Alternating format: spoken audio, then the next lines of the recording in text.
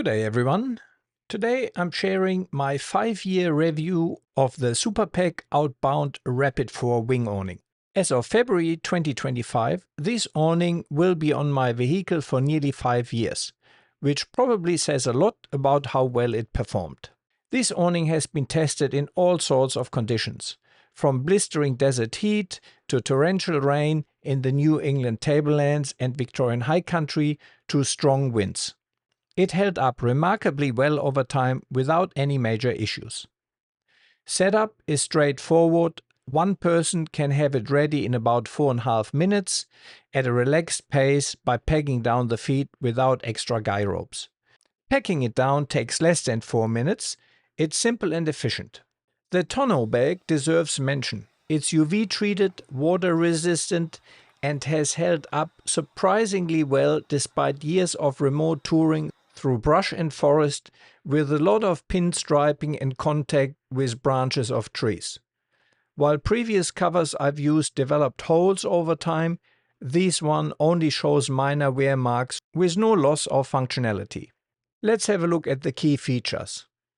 It has a very durable canvas, made from Australian manufactured 275 GSM Dynaproof Canvas, which is breathable yet blocks rain effectively. Unlike polycotton fabrics that tend to trap the heat under the awning. It's also UV treated and resistant to mildew and rot. The flexible hinges allow you to adjust the pitch depending on your vehicle height or terrain slope, a useful feature compared to fixed hinge freestanding models.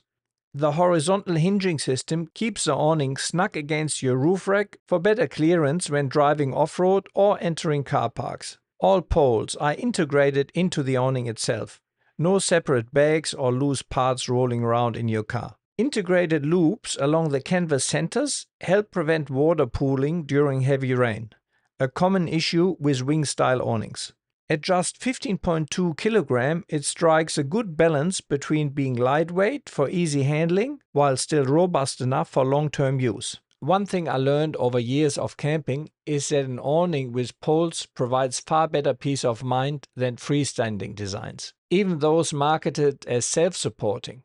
With freestanding models like my old Bundutec awning, there were nights when I'd wake up to check if everything was properly secured due to changing weather conditions, and eventually went so far to modify it to accept poles for added stability. With the Supapeg once properly pegged down, even in strong winds, I've never had any concerns about it blowing away during stormy or gusty conditions. Wall and roof extensions are available as options and can be added for extra shade or protection from wind and rain when needed. Being made in Brisbane means replacement parts like hinges or poles are readily available if required, and customer service has been excellent throughout my ownership. However, what could be improved? Because of course there are always areas for improvement. During heavy storms in the New England tablelands, I noticed water tracking down the awning poles and dripping into the sheltered area. It is set now, but I think it's running down the poles, to be honest. It seems like that there is some rain, if it really rains strong, running along here. And sometimes you have a few drips coming down. It hasn't annoyed me enough to do something about it. I guess I could probably put a O-ring around here, or even just a rubber band that may stop it. Maybe that could be there by default. That's just dirt here. It's still a bit wet, so there's no mold really on it, which is good. That is just from leaves and so on, which then are in between. The one improvement, I'd say, the pole securing pin when packing in could be slightly longer to accommodate all straps. This is holding all the poles, so I'll show you when I pack that in. But these pretty much hook in there, and that's not big enough. So you can't actually secure all the poles, which, you know, kind of works. So you leave one in the middle out, but it would be nice if that would be a little bit bigger, I guess. While these are annoyances, it hasn't bothered me enough to do something about it, for instance to install O-rings. I've also used Supapeg's larger Rapid Wing Deluxe 6-panel model on my camper trailer before selling it. That provided over 17 square meters of shade and was ideal for the camper trailer. I absolutely loved it.